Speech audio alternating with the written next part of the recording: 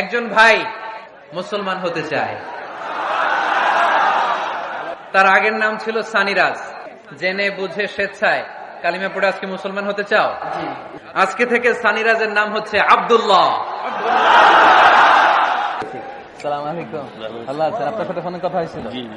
আল্লাহ রাব্বুল ইজ্জা সূরাতুল জুমার 10 নম্বর আয়াতে মূলত আমাদেরকে এই মেসেজটাই দিতে চেয়েছেন। কাজের সময় কাজ, নামাজের সময় ফাইদা কুদিয়াতিস সালাতু ফান্তাশিরু ফিল আরদি ওয়াবতাগু মিন ফাদলিল্লাহ ওয়াযকুরুল্লাহা কাসীরান লাআল্লাকুম তুফলিহুন। সুবহানাল্লাহ পড়েন।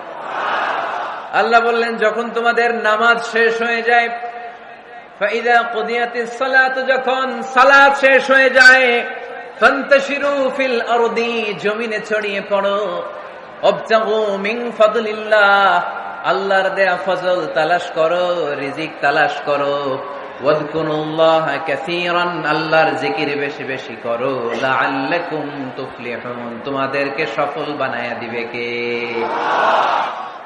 সিস্টেমটা খেয়াল করেন। ফাইদা কুদিয়াতিস সালাত, যখন সালাত শেষ, ফান্তাশিরু ফিল আরদ, when you are done with your salah, spread out to your workplace, তোমার কাজের জায়গায় চলে যাও। নাকি মসজিদে বসে থাকবেন? নামাজ শেষে কি করতে হবে? কাজের জায়গায় চলে যেতে হবে। এটা ইসলামের নিয়ম, এটা বিশ্বনবীর সুন্নাহ, এটা আল্লাহর দেয়া পদ্ধতি। ফাইদা কুদিয়াতিস সালাতু, যখন সালাত শেষ হয়ে যাবে, ফান্তাশিরু ফিল আরদ, জমিনে ছড়িয়ে পড়ো, ওয়াবতাগু মিন ফাদলিল্লাহ, আল্লাহর রিজিক তালাশ করো। জমিনের মধ্যে আল্লাহর ফাদাল আছে, রিজিক আছে, এই রিজিক গুলো তালাশ করো। মসজিদে বসে থাকলে এই ফদল বা রিজিক কি পাওয়া যাবে? যাবে না। মসজিদে ঢুকলে রহমত পাওয়া যায়। গাজীপুরের ভাইয়ের আওয়াজ তুলে বলেন, মসজিদে ঢুকলে কি পাওয়া যায়? এজন্য মসজিদে যখন আমরা ঢুকি, কোন পা দিয়ে ঢুকি? ডান পা দিয়ে ঢুকেই আমরা বলি, আল্লাহুম্মা ফতাহলি আবওয়াবা রাহমাতিক, O Allah, open for us the door of your mercy, আল্লাহ আমাদের জন্য আপনার সব রহমতের দরজাগুলো খুলে দেন। কারণ মসজিদে ঢুকলেই রহমত দেয় কে? আর মসজিদ থেকে যখন বের হই তখন রহমত নয়, তখন পাওয়া যায় ফদল। যে ফদলের কথা আল্লাহ ইয়াতে বললেন, ওয়াবতাগু মিন ফাদলিল্লাহ, এই ফদল মানে হচ্ছে রিজিক। তাই মসজিদ থেকে যখন বেরোই, কোন পা দিয়ে বেরোই? আর কি দোয়া পড়ি? আওয়াজ করে বলেন, আল্লাহুম্মা ইন্নী আসআলুকা মিন ফাদলিক, মানে হে আল্লাহ, আমি আপনার কাছে আপনার ফদল চাই, রিজিক চাই। দুনিয়ার কেউ রিজিক দিতে পারে না, রিজিক দিতে পারে কে? এই রিজিক আমি আপনার কাছে চাই। আবার আল্লাহ বললেন, হুয়াল্লাযী জাআলা লাকুমুল আরদা যালুলান ফামশু ফি মানাকিবিহা ওয়া কুলু মির রিজকি ওয়া ইলাইহিন নুশুর। তিনি তো এমন সত্তা, যিনি তোমাদের জন্য জমিনটারে বানিয়েছেন সাহালাতুল মাসালিক, সহজে হাঁটা যায়, চলা যায়, চারা বীজ রোপণ করা যায়, চাষাবাদ করা যায়। আল্লাহ বললেন, জমিনের আনাচে কানাচে ঘুরে বেড়াও, জমিনের মধ্যে তোমাদের জন্য রিজিক রেখে দিয়েছে কে? এই জমিনের সব জায়গায় রিজিক আছে। আপনি জমিনের পাহাড়ে যাবেন, পাহাড়েও রিজিক আছে। জানেন পাহাড়ে কি চাষ হয়? হ্যাঁ, জুম চাষ হয়। বাংলাদেশের পাহাড়ে জুম চাষ হয়, আর মালয়েশিয়ার পাহাড়গুলোতে সব চাষ হয়। মালয়েশিয়া একটা জায়গা আছে, ক্যামেরুন হাইল্যান্ড, ভাই গেছিলেন নাকি? 6000 ফিট উপরে, ঠান্ডা, প্রচন্ড ঠান্ডা। আমি প্রায় যাই, ওখানকার চা বাগানের স্নিগ্ধ হাওয়া আমাকে টানে খুব, বাতাসটা খুবই ক্লিন, ভাল লাগে। ওই ক্যামেরুন হাইল্যান্ডে 6000 ফিট উপরে ওরা করেছে ফুলের বাগান, ফলের বাগান, চায়ের বাগান, স্ট্রবেরির বাগান, মধুর চাষ করে। আর এই 6000 ফিট উপরে এই ভেজিটেবলস আইটেম গুলো দিয়ে তারা পুরো মালয়েশিয়ার খাদ্যদ্রব্যের যত সংকট, সব সংকট তারা দূরীভূত করেছে। সুবহানাল্লাহ পড়েন। তো ওনারা পাহাড়ের উপর চাষ করে, আর আমরা সমতল জায়গায় চাষ করতে চাই না। চাষাবাদ করতে আমাদের লজ্জা লাগে। কি লাগে? যুবক ভাইয়েরা, কাজে কোনো লজ্জা নেই। কাজে কি নেই? পরিশ্রমে লজ্জা নেই। লজ্জা হচ্ছে অলসতায়, লজ্জা হচ্ছে অকর্মণ্যতায়। আমরা কাজ করে খেতে চাই, পরিশ্রম করে খেতে চাই। রাজি আছো সবাই? এখন অনেকে রুফ গার্ডেনিং করে। রুফ গার্ডেনিং মানে বাসার ছাদের উপরে কি সুন্দর পেঁপে গাছ, আম গাছ। আমি নিজে দেখেছি, নিজেরা খায়, আশেপাশের প্রতিবেশীদের সবাইকে দেয়, বাজারে বিক্রিও করে। নিউ আইডিয়া, রুফ গার্ডেনিং করো। তারপরে একসাথে হাঁসের চাষ হয়, পানিতে হাঁসগুলো ভেসে বেড়ায়, আর নিচে মাছের চাষ হয়। এরকম অনেক যুবক আছে যারা এগুলো করে করে স্বাবলম্বী হয়েছে। আমরা এগুলো করতে চাই না, আমাদের লজ্জা লাগে। আমাদের হোটেলের মেসিয়ারি করতে লজ্জা লাগে, ছোট্ট ফুচকার দোকান দিতে আমাদের লজ্জা লাগে, কিন্তু বিশ্বনবীর ছাগল চড়াতে কোনো লজ্জা লাগতো না। কাজে কোনো লজ্জা আছে? লজ্জা কিসে তাইলে? অলসতায়। আওয়াজ করে বলো, লজ্জা কিসে? অলসতা করা যাবে না। অলসতাকে আজকের প্রোগ্রাম থেকে আমরা না বলে দিব। আমরা অলসতাকে বলে দিব নো।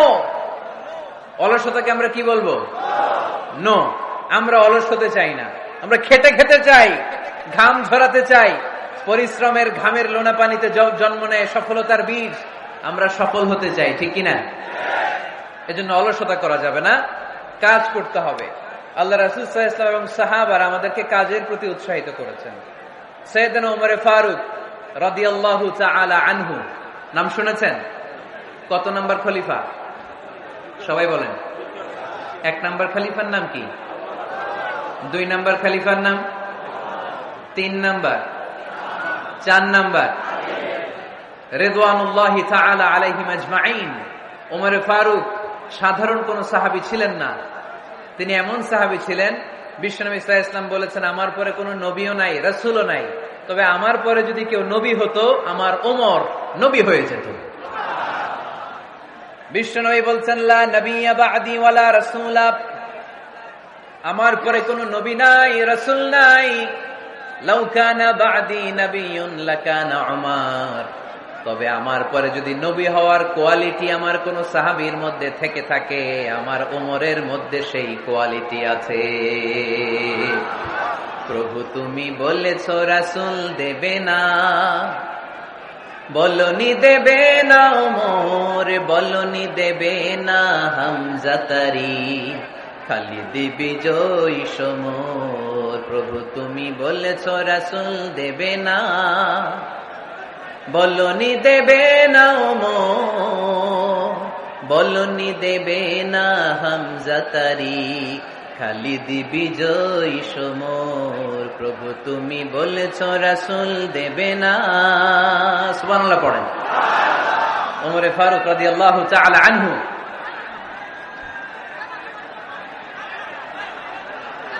ভাইজান দোয়া করে দিই, কষ্ট হচ্ছে অনেক। শেষ করে দিব, আলোচনা শেষ করে দিব। আর কয়েক মিনিট শুনবেন, শুনবেন শুনবেন তো বারবার এরকম আওয়াজ করলে কি শোনা যাবে? এই ছেলেরা, এই অডিও শোনো না তোমরা? অডিও, অডিওতে চেহারা দেখা যায় নাকি? বসো, তোমরা অডিও শুনবে, এরা ভিডিও দেখবে। বসো, আওয়াজ নাই। আমি শুরুতেই বলেছি কানগুলো খরগোশের মতো খাড়া করে শোনো। অডিও রেকর্ডের মধ্যে কি চেহারা দেখা যায়? এখানে যারা দেখতে পান ওই দিকে তাকা, ওই যে ওখানে প্রজেক্টর আছে, আওয়াজ করা যাবে। আলোচনার মাঝখানে বক্তাকে এত ডিস্টার্ব করলে বক্তা তার আলোচনার ফ্লো হারিয়ে ফেলে। সে কি বলছিল এটা সে ভুলে যায়। সে মাথার মধ্যে কি কি পয়েন্টস, কি কি মেসেজ গুলো শেয়ার করার জন্য সে আগাচ্ছিল এটা সে ভুলে যায়। এজন্য আর কয়েক মিনিট কথা বলবো, আর কষ্ট দিব না আপনাদেরকে, একটু চুপ থাকবেন। দ্বিতীয় খলিফার নাম কি ছিল? সবাই বলেন, কি নাম? সাইয়েদনা ওমর ফারুক রাদিয়াল্লাহু তাআলা আনহু। উনারে মুনাফিকরা খুব ভয় পেত। কারা? মুনাফিক চিনেন তো? ভিতরে এক বাইরে আরেক, তার নাম? সবাই বলেন, ভিতরে এক বাইরে আরেক, তার নাম মুনাফিক। ইউযহিরু খিলাফা মা ইউবতিন, আরবিতে কি বলে? ইউযহিরু খিলাফা মা ইউবতিন, প্রকাশ করে একটা, ভিতরে আরেকটা। ভিতরে এক বাইরে আরেক, তার নাম? সবাই বলেন, ভিতরে এক বাইরে আরেক, তার নাম? আমরা কি মুনাফিক হতে চাই? এরা যখন যে সুবিধাজনক অবস্থানে থাকে তখন তার সাথে থাকে। ডান দিকে যে বলে আপনি ভালো, আমি আপনার দলের লোক। বাঁয়ে যে বলে আরে না এটা খারাপ, আপনি ভালো, আমি আপনার দলের লোক, এরকম আছে না নাই? যখন যে ক্ষমতায় তখন তারে তেল মারে, যেদিকে বৃষ্টি আর তুফান ওইদিকে ছাতা ধরে, আছে না নাই? বাংলাদেশে একটা গান চলছিল কিছুদিন, শুনতাম, মধু হই হই বিষ খাবাইলা। সূরাতুল মুনাফিকুনের তাফসীর বোঝানোর জন্য এটা আমার জন্য খুব সহজ ছিল। মধু হই হই বিষ খাবাইলা, বলে মধু, বলে কি? বাটির মধ্যে নিয়ে আসছে, বলে এটা মধু, বলে কি? আসলে এটা কি? জোরে বলেন। আমরা কি মুনাফিক হতে চাই? না। আমরা কি হতে চাই? মুনাফিকরা হচ্ছে এদিকেও যায় না, আবার ওদিকেও যায় না। মুযাবযাবিন, they all the time long in dilemma, they don't know where to go, they don't know where to proceed, কোন দিকে যাবে জানে না, ডানেও না বায়েও না, নেহি এদার নেহি ওদার, দারমিয়ান মে সাদার বাদার। এরকম আছে না? উপর দিয়া ফিটফাট, ভিতর দিয়া সদরঘাট। সদরঘাট এখনো ফিটফাট হয় নাই। তো এই মুনাফিকের অবস্থা হচ্ছে উপরে ফিটফাট, ভিতরে সদরঘাট। আমরা কি মুনাফিক হতে চাই? কি হতে চাই? মুমিন হতে চাই। এই মুনাফিকের দলগুলো মদিনাতুল মুনাওয়ারাতে ওমরে ফারুককে খুব ভয় পেত। ওমরে ফারুককে দেখলে তারা থারথার করে কাঁপতো। শুধু মুনাফিকরাই নয়, খোদ ইবলিস শয়তানও সাইয়েদনা ওমরে ফারুককে দেখলে ভয় পেত। আমরা আমাদের ছেলে মেয়েদেরকে যদি খাবার না খায়, আমরা কি বলি? আম্মু খাবার খাও। কি আসবে? ভূত আসবে, বিড়াল আসবে, বাঘ আসবে। এগুলো গাজীপুরে বলে না বোধহয়। আপনাদের ছোট্ট মেয়েটা যদি রাত্রে খেতে না চায়, আপনারা লোকমা তুলে কি বলেন? এই তাড়াতাড়ি খাও, কি আসবে? ভূত, ভূত আসবে।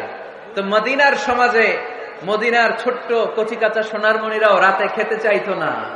মদিনাতুল মুনাওয়ারার মায়েরা রাত্রিবেলা খাবার নিয়ে বাচ্চাদেরকে বলতো, মা তাড়াতাড়ি খাও, হা হুয়া ইয়াতি উমর, ওই যে উমর আসতেছে, উমর ইসলামের দ্বিতীয় খলিফা। আশাদ্দুহুম ফি আমরিল্লাহি উমর, আল্লাহর জমিনে আল্লাহর দ্বীন বাস্তবায়নের জন্য সবচেয়ে শক্তিশালী ছিল ওমর। চিল্লায় পড়েন সুবহানাল্লাহ। এই ওমরে ফারুক রাদিয়াল্লাহু তাআলা আনহু যে রাস্তা দিয়ে হাঁটতো, শয়তান ওই রাস্তা রেখে দিয়ে অন্য রাস্তা দিয়ে হাঁটতো। মা সালাকা শাইতানু ফাজ্জান সালিকান ইল্লা সালাকা ফাজ্জান গায়রা ফাজ্জিক। বিশ্বনবী বলছেন, ওমর, শয়তান তোমারে দেখে এত ভয় পায়, তুমি যে রাস্তা দিয়ে হাঁটো, শয়তান তোমারে দেখলে ওই রাস্তা রেখে দিয়ে অন্য রাস্তা দিয়ে হাঁটে। চিল্লায় পড়েন সুবহানাল্লাহ। এদিকে কি হয়েছে? লোড বেশি হয়ে গেছে। এই এলাকায় কি এটাই সবচেয়ে বড় মাঠ? এর চেয়ে বড় মাঠ আর নাই। কি হয়েছে ওইখানে? কি হয়েছে? ধাক্কা আসছে, ধাক্কা। বসেন না, একটু বসেন না।